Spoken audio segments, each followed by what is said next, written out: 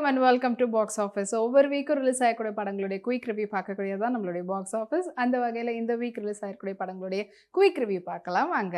இப்போ நம்மளுடைய பாக்ஸ் ஆஃபீஸில் நம்ம பார்க்க போகிற திரைப்படம் once upon a time in Madras. Prasad முருகனுடைய டைரக்ஷனில், சான் லோகேஷோடைய எடிட்டில், கேஎஸ் காளிதாஸ் மற்றும் கண்ணனாருடைய சினிமோட்டோகிராஃபியில், ஜோஸ் ஃப்ராங்க்லினுடைய இசையில் வெளிவந்திருக்கக்கூடிய திரைப்படம் தான் once upon a time in Madras. And இந்த திரைப்படத்தில் முக்கியமான கதாபாத்திரத்தில் பரத், அபிராமி, தலைவாசல் விஜய், பவித்ரா லக்ஷ்மி அண்ட் இவங்க மட்டும் இல்லாமல் அஞ்சலி நாயர், இன்னும் பல பேர் வந்து நடிச்சிருக்காங்க முக்கியமான கதாபாத்திரத்தில்.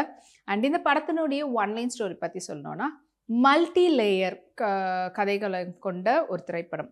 ஸோ மல்டி லேயர் அப்படின்னு சொல்கிறத விட மல்டி ஸ்கிரிப்ட் கான்செப்ட் கொண்ட படம்னு சொல்லலாம்.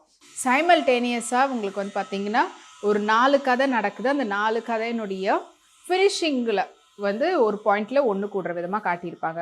இதுக்கு நம்ம கொஞ்சம் புரியுற மாதிரி சொல்லணும்னா, கொஞ்ச நாளைக்கு முன்னாடி வந்து சூப்பர் டிலக்ஸ் திரைப்படத்தையும் சொல்லலாம். இந்த மாதிரி கான்செப்டில் நிறைய படங்களும் வந்து இருக்குது.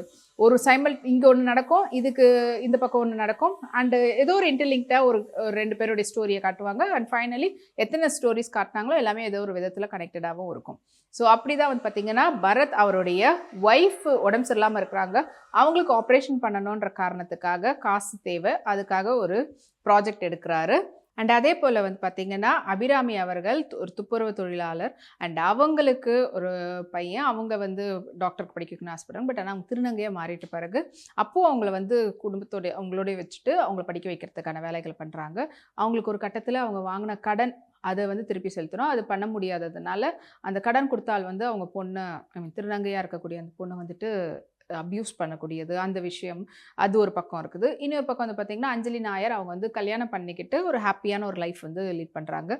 கன்சீவ் ஆகிடுவாங்க. அதுக்கப்புறமா தான் அவங்களுடைய ஃபேமிலியில் ப்ராப்ளம் இது வந்து செட் ஆகாத ஒரு விஷயமா இருக்குது. ஸோ அதனால் நம்ம வந்து அபார்ட் பண்ணணுன்ற மாதிரி, இந்த குடும்பத்தை விட்டு போயிடணும், அதுக்கு அபார்ட்டும் பண்ணிடலாம் அப்படின்ற மாதிரி பிளான் பண்ணுறாங்க. ஸோ அது ஒரு பக்கம் இருக்குது. இன்னொரு பக்கம் வந்து பார்த்திங்கன்னா, தலைவாசல் விஜய் வந்துட்டு ரொம்பவே சாதிய வெறி கொண்ட ஒரு ஆள். அண்ட் அவருடைய பொண்ணு வந்து இந்த மாதிரி வேற ஒரு சாதியை சேர்ந்தவங்களோட ஓடி போய்ட்றாங்க கல்யாணம் பண்ணிக்கணுன்ட்டு. அதை தடுத்து நிறுத்துறதுக்காக அவர் வந்து போகிறாரு. ஸோ இந்த மாதிரி ஒரு பாயிண்ட், ஒரு ஸ்டோரியும் ஒரு விஷயத்தில் இருக்குது. அண்ட் இவங்களுக்கு ஒரு கட்டத்தில், ஏன்னா இந்த விஷயமே ஆரம்பிக்கிறது பார்த்திங்கன்னா, ஒரு எக்ஸ் மிலிட்ரி மேன் வந்து ஒரு பையனை வந்து சுட்டுறாரு வேற ஒரு காரணத்தினால. ஸோ அதுக்கப்புறமா அந்த போலீஸில் மாட்டாமல் இருக்கிறதுக்காக அந்த கன்னை வந்து தூக்கி பக்கத்தில் இருக்கக்கூடிய கூவாரில் போடுறாரு.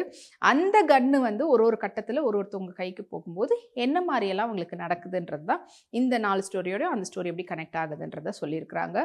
ஸோ இந்த திரைப்படம் வந்து நிறைய லேயர்ஸ் வந்து கொடுத்துருக்குறாங்க. ஸோ அவங்க ஒரு கேரக்டரும் அண்ட் ஒவ்வொருத்தரும் வந்து அவங்களுடைய டீப் ஸ்ட்ரென்த் என்ன அப்படின்றத பற்றி காட்டுறது ஃபர்ஸ்ட் ஹாஃப். அண்ட் செகண்ட் ஹாஃபில் அது ஒரு ட்விஸ்ட்டும் வந்து கொண்டு போகிறாங்க.